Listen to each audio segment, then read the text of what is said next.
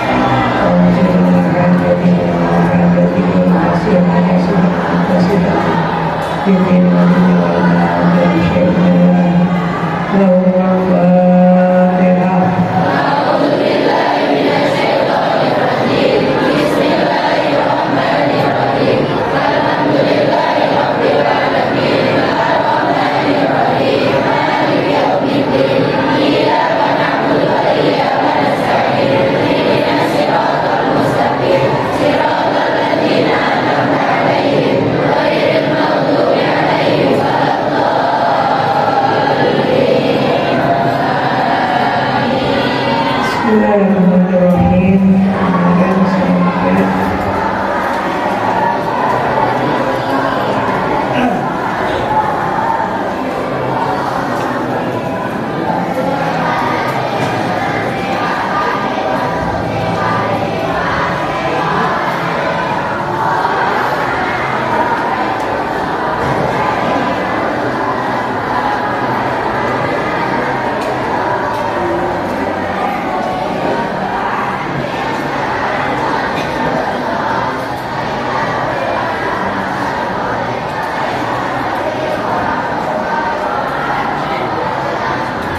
Kemudian selanjutnya sudah masuk.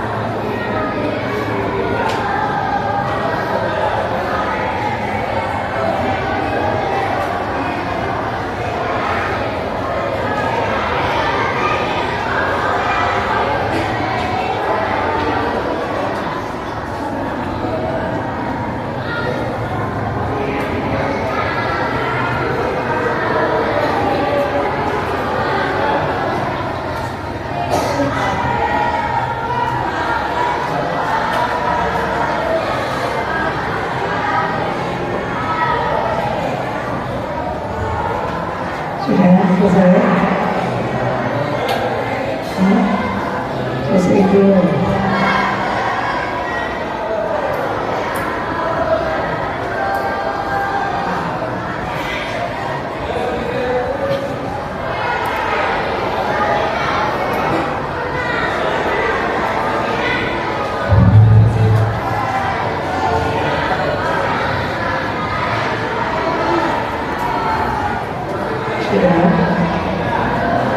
Sudah. Bismillahirrahmanirrahim. Li'annal ghalibah karena pada umumnya fi tibaihimul zayhu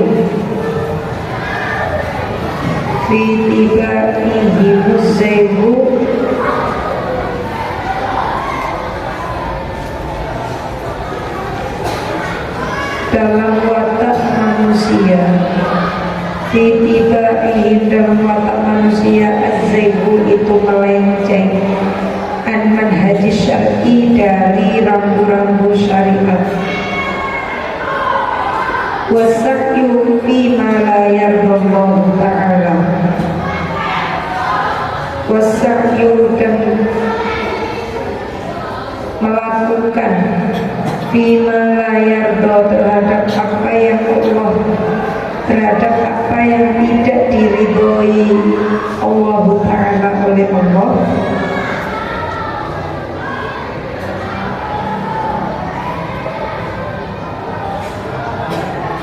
bihi dalam hal itu, wal istighfaru dan akan terperosok bil akhlakir radiyah dalam akhlak yang tercela. Fa'alqi fi qulubihimur ru'ba,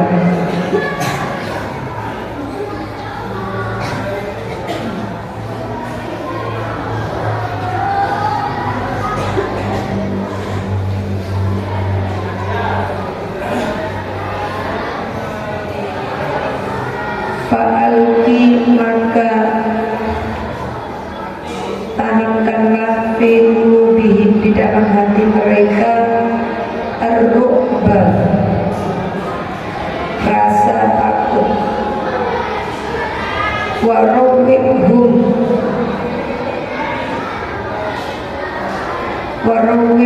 dan takutkanlah, warawihum dan takutkanlah mereka, wahadirhum dan berilah peringatan mereka,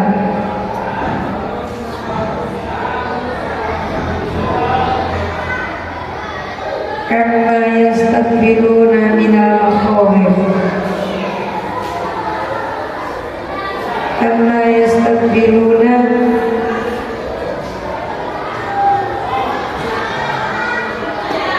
terhadap apa yang akan dihadapi, minal makhawifi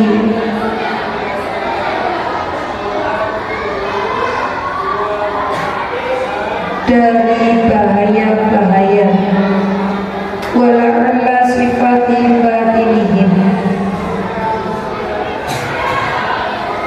wala'alla dan berharap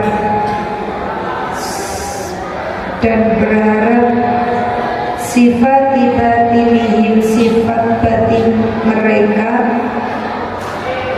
sifat batin mereka yang tatagayyaru bisa berubah, wa mu'amalata zahirihim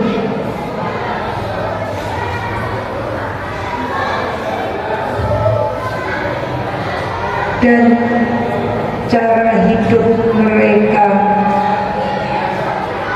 tatabaddalu bisa berganti,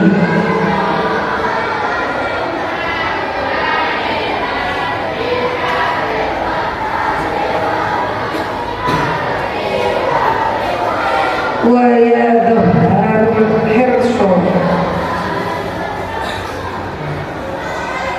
wa yadhharu dan bisa menampakkan al-hirsu rasa setia, warru'bata dan rasa cinta, bitto'ati dalam ketaatan,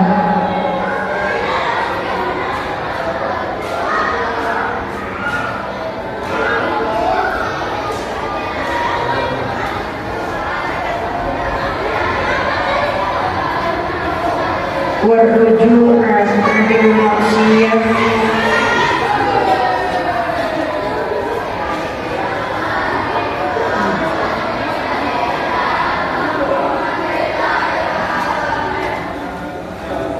rujua dan meninggalkan anil maksiyah dari perbuatan maksiat.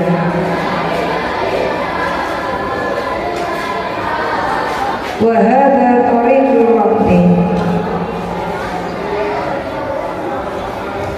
Ayo tulis.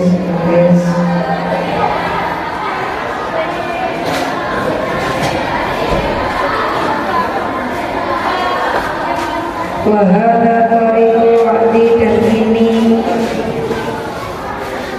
adalah cara memberi pengarahan, wa nasihati, dan nasihat, wa kullu waqtin,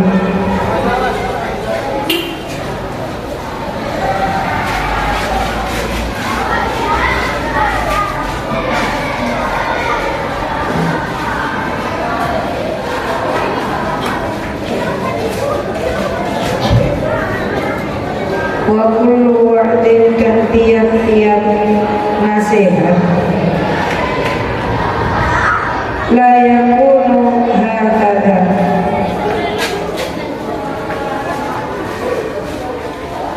tidak memiliki tanda-tanda seperti itu, bahwa akan tetapi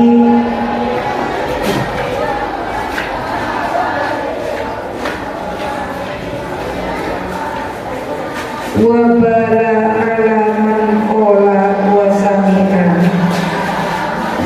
wabala akan menjadi malapetaka alaman kepada seseorang,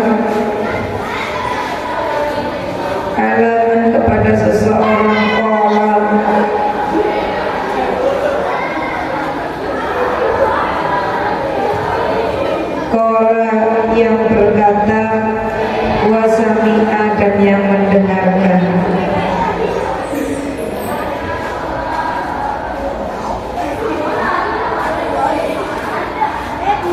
Akan tetapi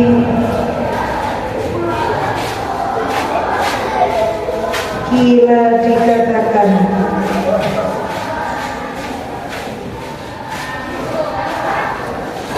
innahu, sesungguhnya dia, innahu, sesungguhnya dia, gaulun, termasuk golongan hantu,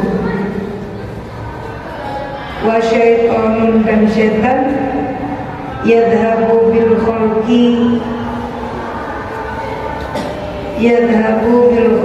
yang mengajak manusia, anit toriki, kepada jalan, wa yuhlikuhum,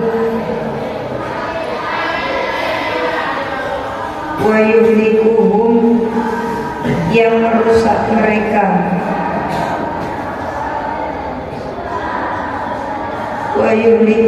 yang merusak mereka, fayajibu alaihim, maka wajib bagi mereka,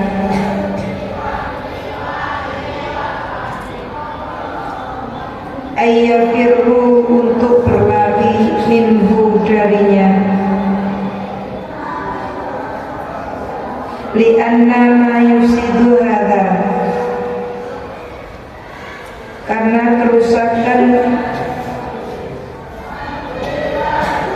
yang dilakukan al-qailu oleh pemberi nasihat, min dinihim, tentang urusan agama,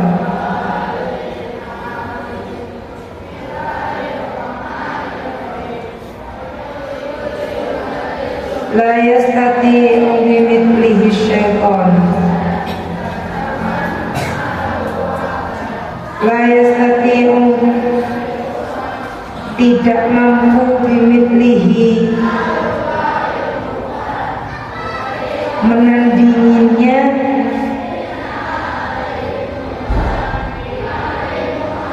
asyaitonu oleh setan sekalipun.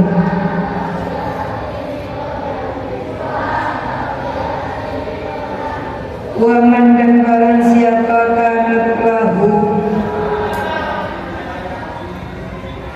memiliki yadun kekuasaan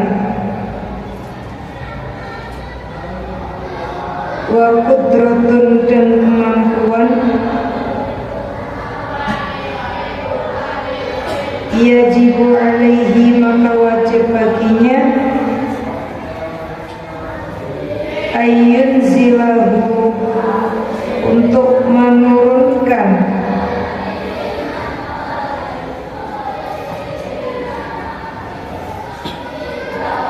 an manabiri al-mawa'idi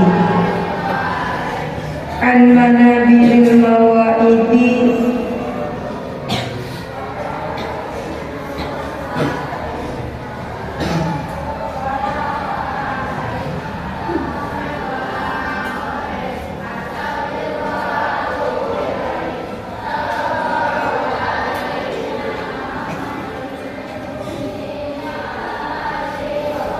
al-manabiril mawa'idi dari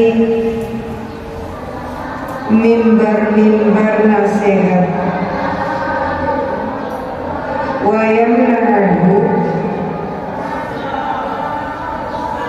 yamna'ahu dan mencegahnya amma basyara untuk menyebarkan nasihatnya. Fa'innahu karena hal tersebut min jumlatil amri bil ma'ruf, min jumlati termasuk dari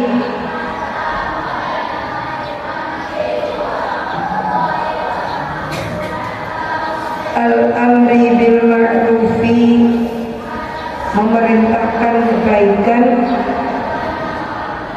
wan nahi dan mencegah atau melarang, anil mungkari dari kemungkaran.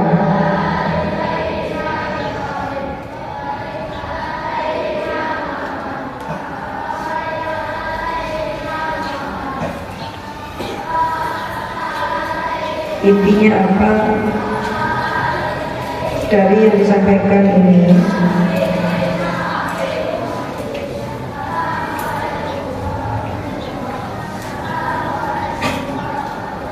Orang yang memberi nasihat itu harus hati.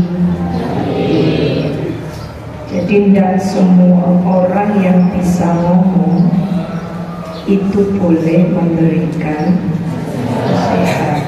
Makanya tidak semua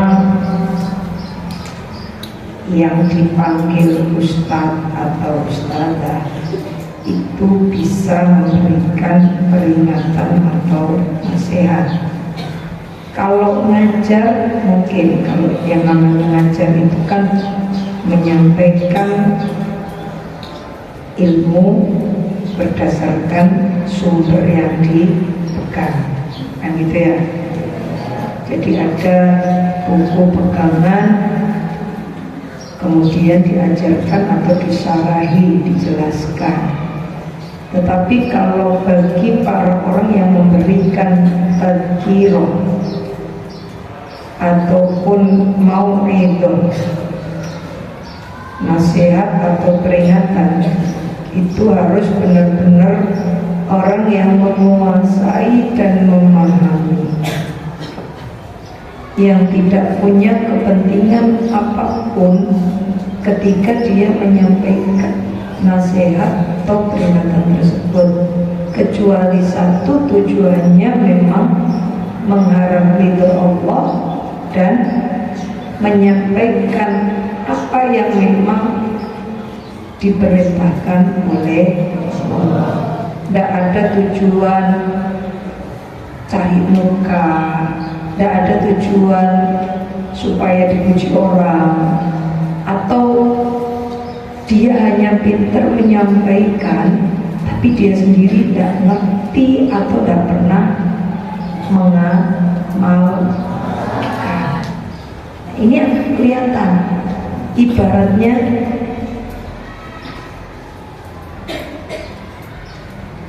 Ibaratnya apa? Kalau orang sekarang bilangnya, ngomongnya garing. Jadi dia hanya retorika, hanya teori saja. Contoh, bagaimana kita bisa menjelaskan tentang konsep puasa misalnya, sedangkan kita sendiri tidak pernah puasa, nggak bisa ngejelasin bagaimana prosesnya nahan. Kalau mungkin nahan lapar gampang menjelaskan. Nahan lapar ketika tidak makan atau minum itu mungkin lebih mudah. Tapi bagaimana ketika kita berpuasa, kita harus menahan amarah, kita harus menahan yang namanya nafsu, godaan. Itu gak akan bisa disampaikan oleh orang yang tidak melaksanakan dan tidak memahami.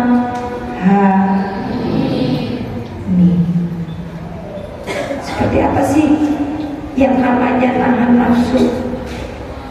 Seperti apa sih yang namanya nahan amarah? Kalau kita nggak paham, ya nggak bisa menyampaikan. Kalau kita tidak mengamalkan, bagaimana bisa menyampaikan kepada orang lain? Contoh yang simpel, kalian jadi anak, ya enggak? Kalian bisa menyampaikan bagaimana rasanya menjadi anak. Tapi ingat, kalian tidak akan pernah bisa menyampaikan bagaimana rasanya jadi orang tua. Beda dengan orang tua. Orang tua bisa tidak menyampaikan sebagai orang tua?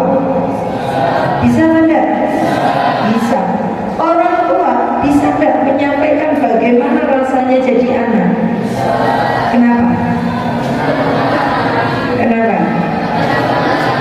Karena orang tua itu pasti pernah jadi anak.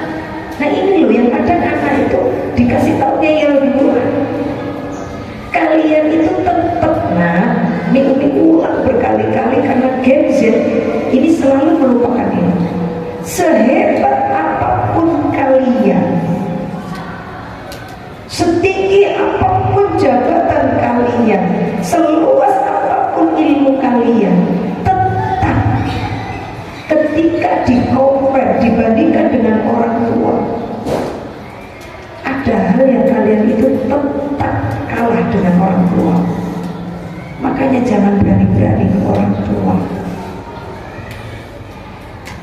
Kalian pernah jadi murid? Pernah. Guru kalian pernah jadi murid? Pernah. Kalian pernah jadi guru? Guru kalian punya pengalaman jadi guru? Pernah?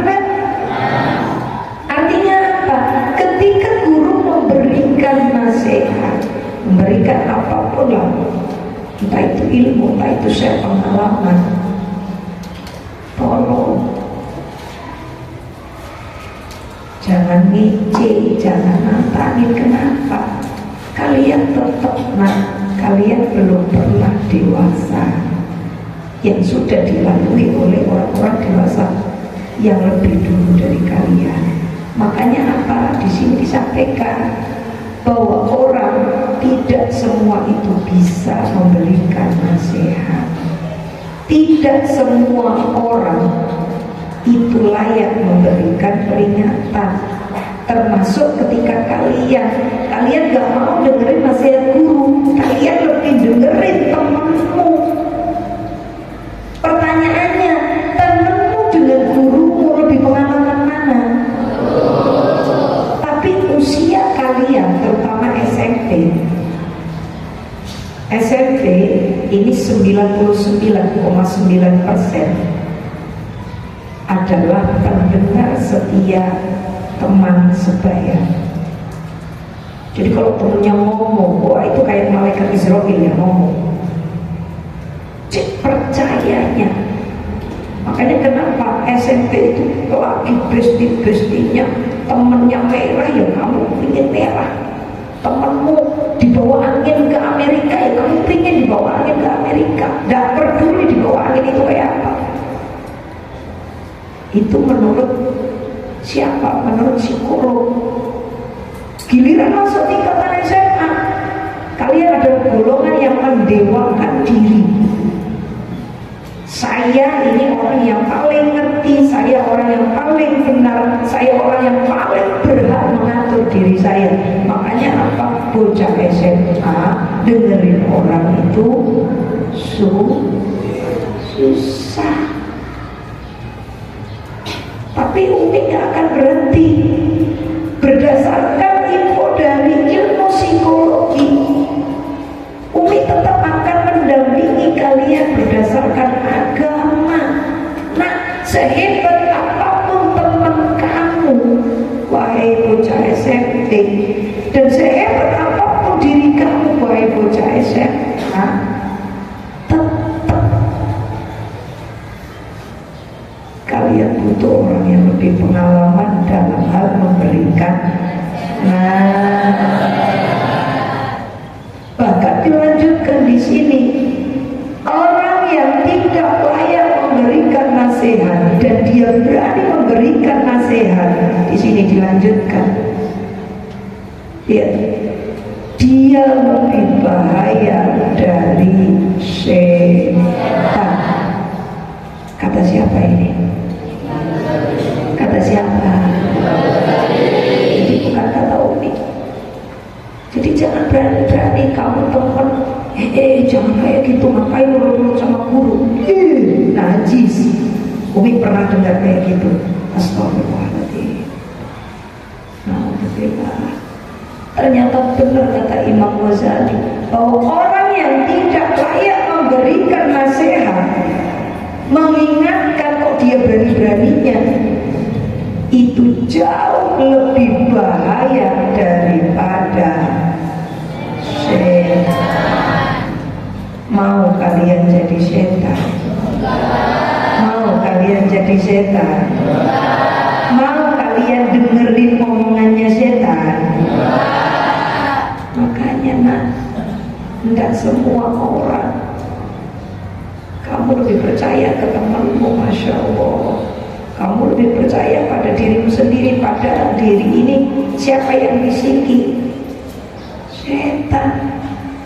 Orang yang mendengarkan diri sendiri tanpa ada petunjuk dari Allah, tanpa minta petunjuk kepada Allah atau ahlinya, bisa dipastikan bahwa orang tersebut sudah dituntun oleh setan.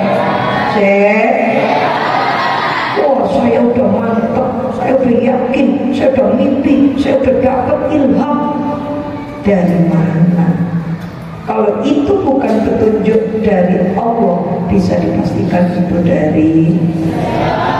Hati-hati Mbak, Mas, hati-hati. Nih, sudah diingatkan, kalian belum sempurna dalam proses memutuskan sesuatu. Makanya jangan gaya-gaya.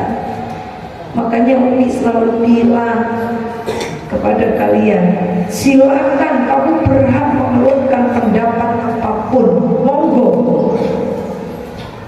Tapi tolong imbangi, siapkan dirimu menghadapi apapun konsekuensi yang akan muncul dari pilihan kamu.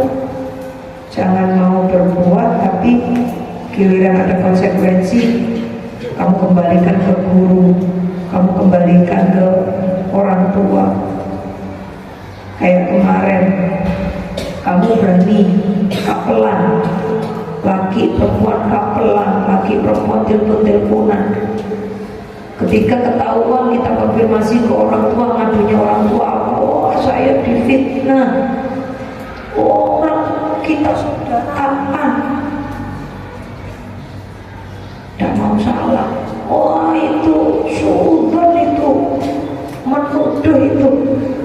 berarti apa?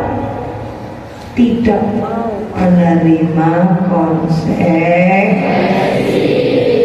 Yang jantan dong, jadi laki-laki. Iya, saya emang begini. Nah itu laki-laki. Sampai sekarang ada orang tuanya yang nggak mau ngadep.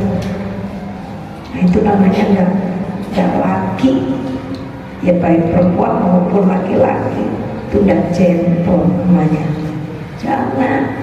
Orang itu kalau berani berbuat harus berani menanggung resiko.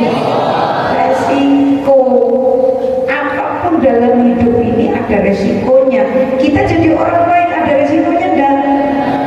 Ada. Resikonya disenengin orang bisa jadi. Resikonya orang iri bisa jadi. Kenapa? Orang baik itu Gusti Allah cinta. Kalau Gusti Allah cinta doanya mustajab. Kalau Gusti Allah cinta urusannya gampang. Orang jadi iri dikira kita punya tuyul. Bisa jadi. Bisa. Jangan salah. Orang baik pun ada resiko. Apalagi kita milih jadi orang yang tidak baik. Ya enggak? Ya enggak? Semua kita hidup, kita minum air, ada resiko enggak? Ada. Resikonya apa? Badan itu sehat, itu mah bukan resiko, itu manfaat. Resiko itu ada yang positif dan negatif. Kamu tiap hari nggak mau minum air tapi minumnya Sprite, Fanta, Coca-Cola, ada resiko. Ada. Apapun. Kamu tidur 1 jam, ada resiko enggak? Ada dampak enggak terhadap tubuh? Ada apa enggak? Ada. Kita tidur sehari semalam 12 jam, ada dampak enggak terhadap tubuh? Ada. Apapun yang kita lakukan itu pasti ada dampak, ada efek. Entah itu positif, entah itu negatif.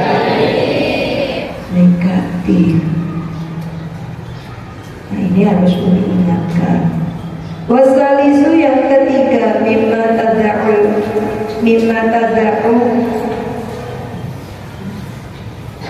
ada yang harus kamu tinggalkan.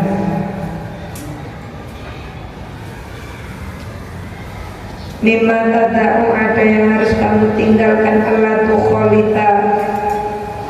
Allah tukholita, janganlah. Allah tukholito, janganlah engkau bergaul. Al-umaro'a, dengan para penguasa. Al-umaro'a, dengan para penguasa. Wassalatina,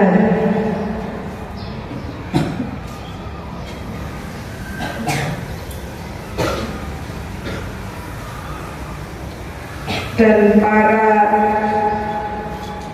raja atau pejabat. Sultan itu raja, dan para pejabat. Wala tarohum, dan janganlah melihat mereka. Li'anna ru'yatahum, karena dengan melihat mereka. Wa mujalasatahum,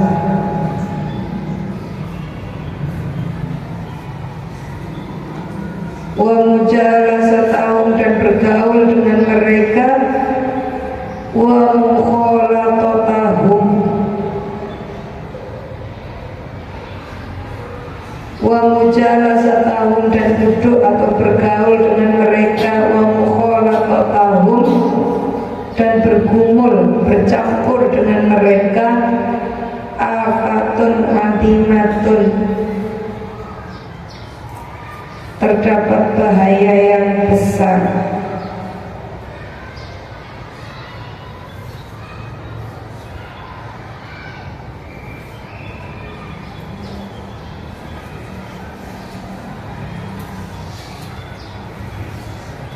walawibtulita, apabila kamu diuji biha dengan hal tersebut, dak jauhilah angka dari kamu. Jadi kalau kita senang kumpul nempel sama penguasa,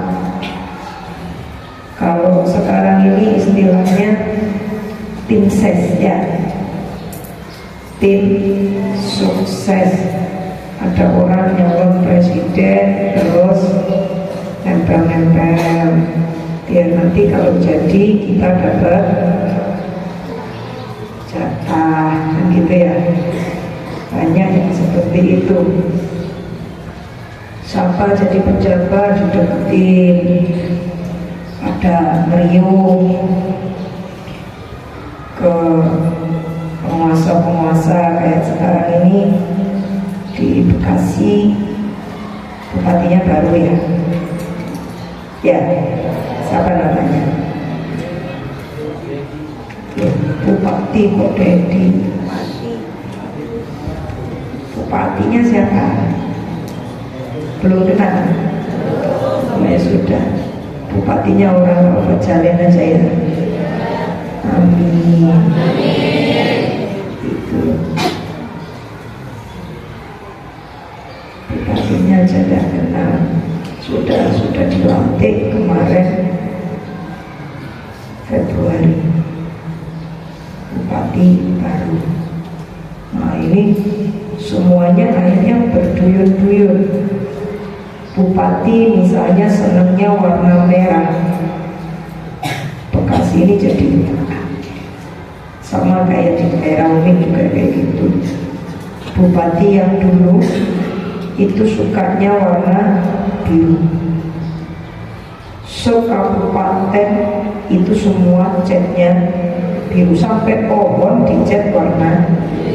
Ada nggak pohon warna biru? Biasanya pohon itu warna apa? Hijau. Ini karena bupatinya suka biru, biru semua. Umi pulang itu biru. Begitu ganti bupati, sekarang bupatinya paling nggak suka biru.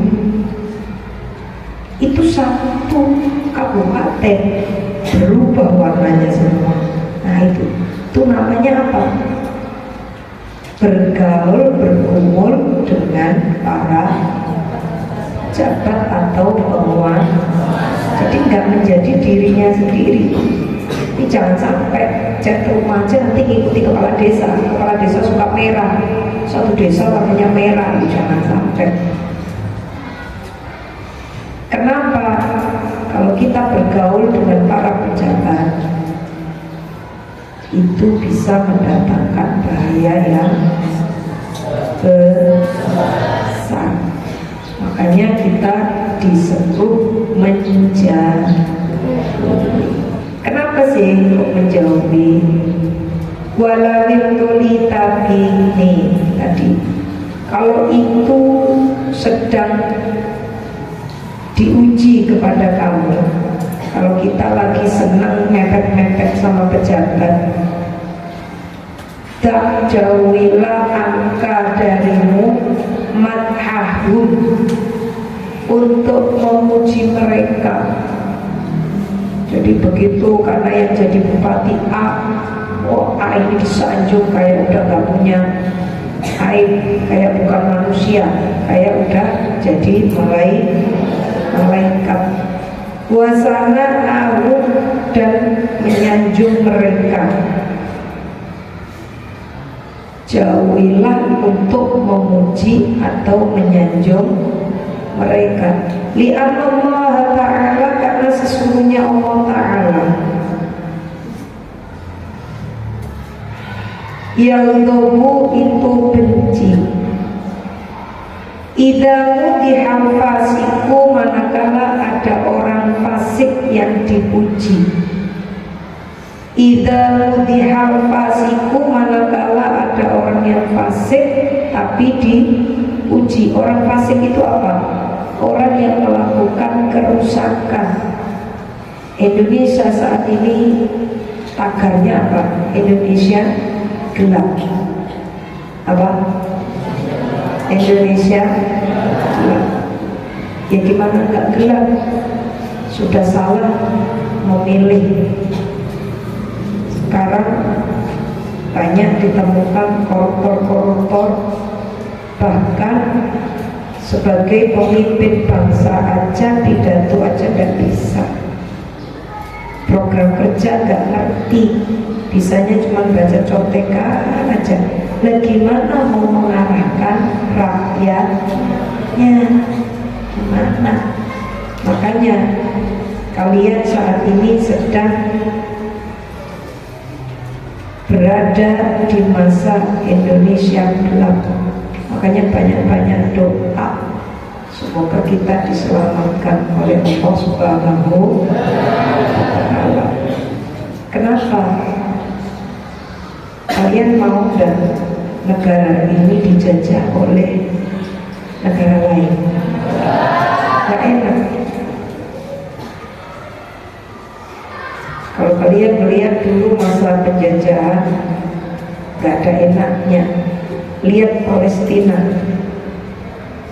gak berhenti dijajah oleh Israel. Buru-buru main HP kayak kamu, sholat aja masjidnya dibom, mau makan makanannya gak ada. Mereka terbiasa minum dengan air genangan-genangan, senemunya rumput kayak dimakan rumput. Makanya apa? Bersyukurlah kepada Allah, kalian masih diberi kebebasan, kemerdekaan. Tapi tolong jangan dirusak. Karena apa? Allah benci kepada orang yang berbuat kerusakan. Kamu dikasih pintu kamar mandi, kamu tendang, kamu jebol. Gak ada yang benar. Udah ngerti kelas untuk sekolah dipakai jemur pakaian, udah ngerti jendela dipakai jemur pakaian.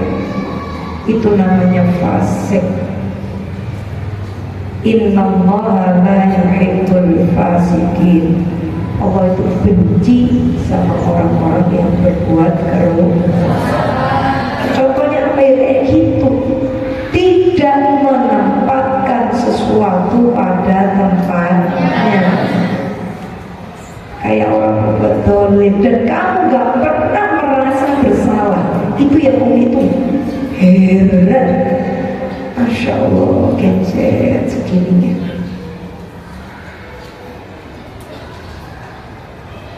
Pakai gayung, kalau nggak dipecah dulu gak enak.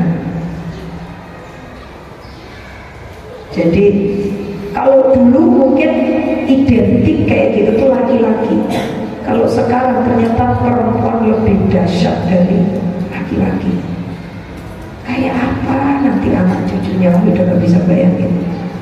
Masya Allah, ternyata apa yang disampaikan di dalam Al-Quran itu nyata. Dhaharul fasadu fil barri wal bahri bima kasabat aydin nas. Jadi kerusakan yang ada di muka bumi, baik di darat maupun di laut,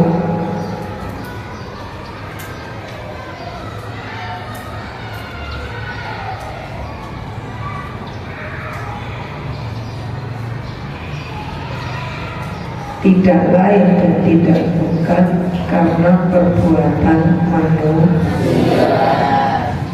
Dan itu sudah dinas oleh Gusti Allah, sudah dikasih tahu. Boleh pinjam pulpennya?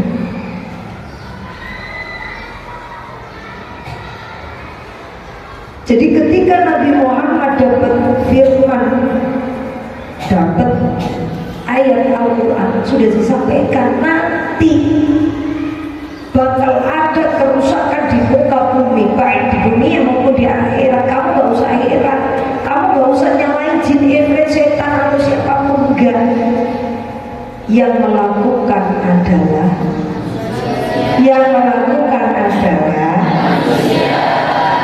nah ini kan aneh. Kita dikasih dunia untuk ditempati, untuk dinikmati, malah ya sudah. Makanya apa? Banjir. Giliran banjir teriak-teriak, ya Allah kok saya dikasih banjir. Lalu banjir akibat apa? Akibat ulah manusia sendiri. Kalian lihat perumahan apa itu yang di Cikarang, yang ada hill-hillnya itu, yang banjir tinggi. Silakan kamu lihat, yang dipakai perumahan itu tanah apa? Tanah persawahan. Tanah persawahan itu apa? Itu adalah, kalau kita istilahkan, itu ruang hijau, bukan untuk gedung. Sawah, kebun, ladang, hutan, laut, itu bukan untuk dibangun gedung. Nah sekarang di Indonesia, laut ada sertifikatnya, dijual. Laut punyanya Gusti Allah, dijual. Mengikuti berita di Bekasi ada, di wilayah mana ini, Muara Gembong ya, Babelan, Muara Gembong, yang ada pantai-pantainya, itu dipagari laut oleh mereka yang punya kuasa. Setelah dicek ada SHM-nya. Yang kemarin rame-rame dengan istilah pagar Musa.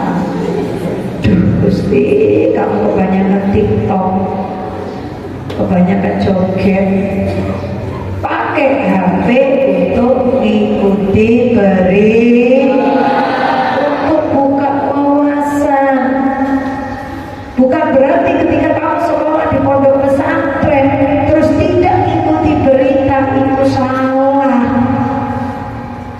Kata siapa santri nggak boleh mengikuti berita? Kata siapa? Kata siapa santri nggak bisa jadi dokter? Kata siapa?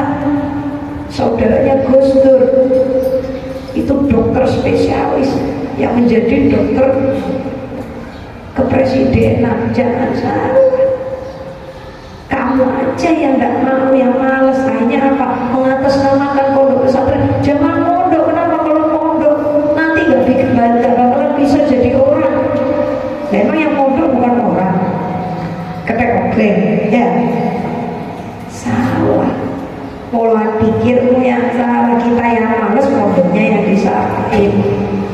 Tobatlah, tobat.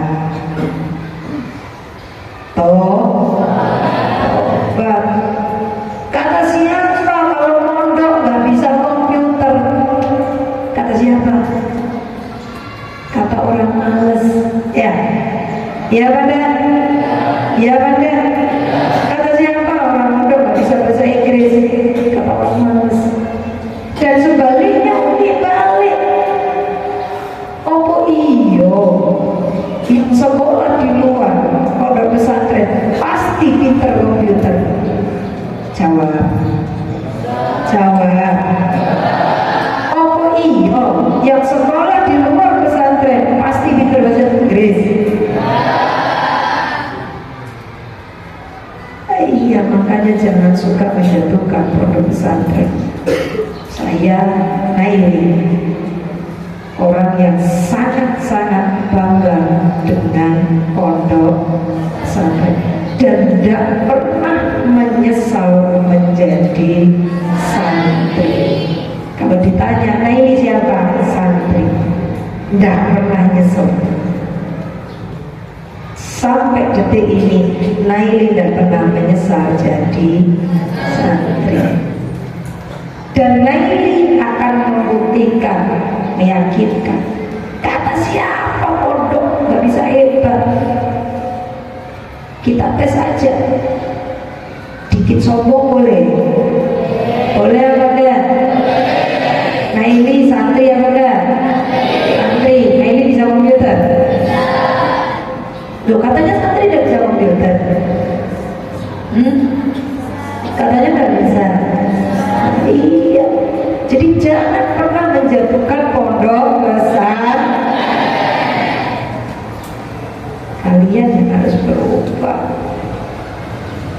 Kemarin ada beberapa orang tua, wah nih nanti kalau mondok terus anak saya nggak bisa kerja. Woi, kalau malaikat siapa pembagi rezeki? Pembagi rezeki siapa? Mikael udah telepon mamamu ya? Ya, halo mama. Kalau di pondok nanti nggak kebagian rezeki gitu. Coba lihat yang pesantren punya mobil kan? Punya mobil kan? Itu kan jadi sombong. Puasa-puasa nah ini jangan sombong ya. Nah ini cuma untuk membuktikan saja. Ketika kalian bilang wah pejabat itu nih rata-rata bukan dari pondok pesantren, kata siapa? Ini kebetulan aja, kebetulan salah satu menteri itu dari keluarga pondok pesantren As-Samadiyah. Jadi menteri P3A itu sepupu itu tulik. Artinya apa? Orang pondokan bisa jadi menteri. Jangankan cuma menteri, presiden saja. Ini mumpung ada beberapa orang tua yang alasan kalau mondok gak bisa cari istighfar. Ya Allah, sudah gak layak berpikir seperti itu, malu. Justru yang ada adalah ketika kamu merendahkan pondok pesantren, kelihatan bahwa kamu selama mondok rohmu bukan roh santri. Kelihatan.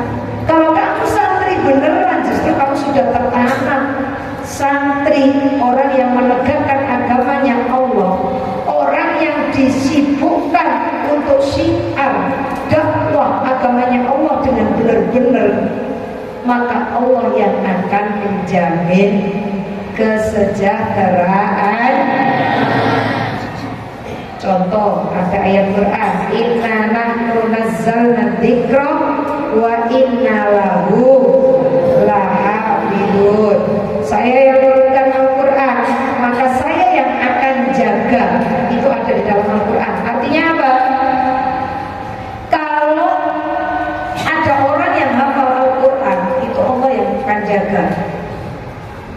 Umi belum pernah lihat orang yang hafal Al-Quran itu naudzubillah kelaparan, hidupnya keseok-seok, kesia-sia. Itu belum pernah Umi ketemu. Ingat ya, di sini maksudnya menghafalkan Quran itu bukan untuk gaya-gayaan. Kan sekarang banyak yang mohon maaf, nggak mau belajar tajwid, nggak mau belajar apa, terus pokoknya hafal Quran untuk sekedar gaya-gayaan. Bukan yang itu. Tapi orang yang benar-benar belajar Al-Quran dengan sesuai koridor caranya, belajar dulu tajwidnya, mondok yang benar sambil hafalkan Quran. Sampai detik ini Umi belum pernah melihat orang yang hafalin Quran kok hidupnya sengsara. Itu belum pernah lihat. Bahkan silakan kamu lihat, dengar banyak berita jenazahnya orang yang hafal Quran gimana? Utuh. Itu bukti dari janji Allah. Apalagi kalau kita sekolah di pondok benar-benar mendalami, setelah itu kita mau syiar dalam rangka menegakkan agama Islam, kok masih khawatir kelaparan? Waduh. Kami banyak tuh nih ustaz-ustaz yang terlilit hutang. Umi gak bicara ustaz ya, karena apa? Tidak semua ustaz itu belajar dari pondok pesantren.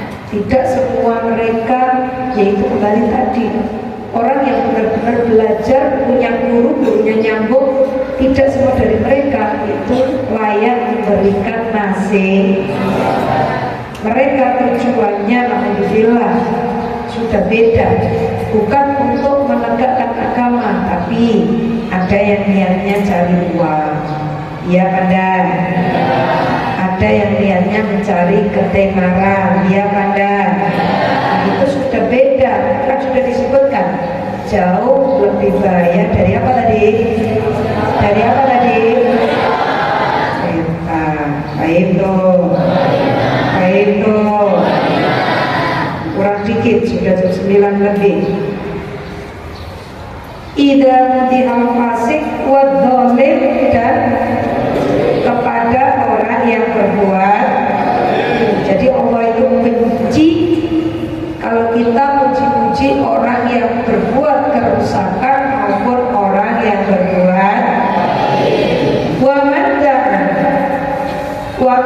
dan barang siapa yang mendoakan lituli bakoihim, usia mereka panjang, atau mendoakan mereka panjang umur, faqad ahabba, maka sungguh ia lebih suka, faqad ahabba, maka sungguh ia lebih suka ayyuk somwahu,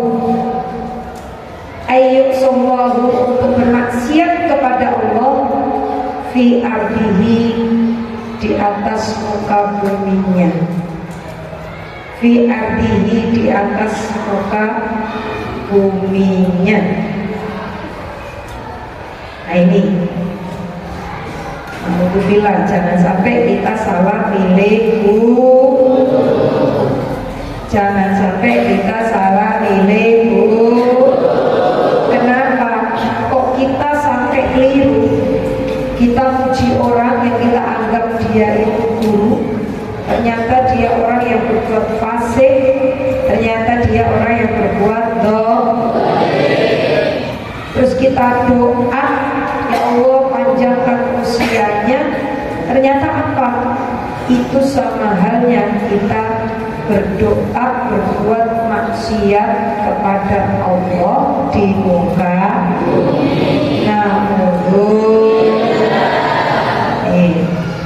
Jadi seperti ini hati-hatinya Imam Ghazali.